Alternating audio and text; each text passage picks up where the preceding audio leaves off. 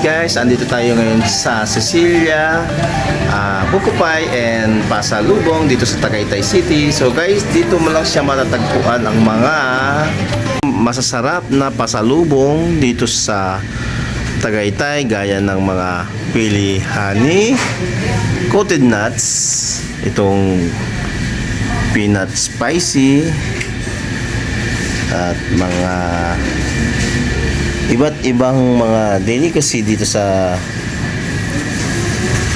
Tagaytay, guys. So yan, nakikita mo guys, yan, meron din dito chips at iba't ibang mga uri ng yan, kagaya nito makapuno milk candy. So ito guys, mga chips. And then lipat tayo dito sa kabila guys. Ito yung tawag dito buko pie o mango pie.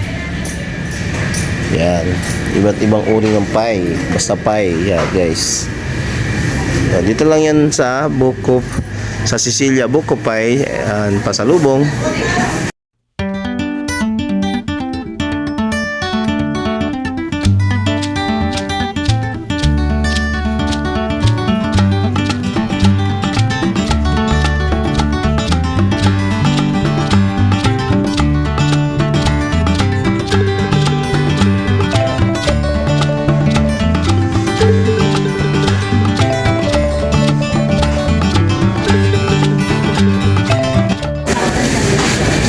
Ano ba, may nahanap ka na?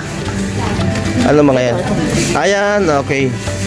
So ito guys, dito rin namin natagpuan tong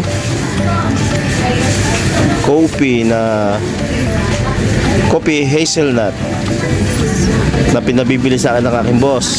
Yan. Magkano to, Bi?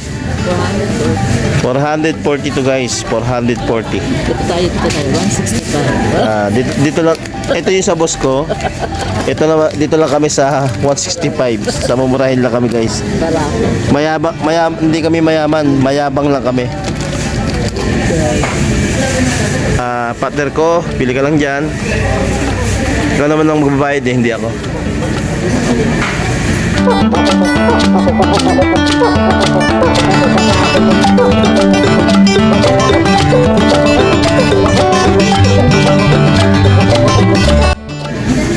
So ito yung guys, yung pinabibili sa akin ng aking boss,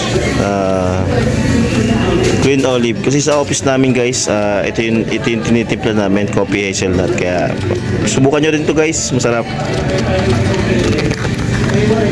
May iba't iba rin ditong mga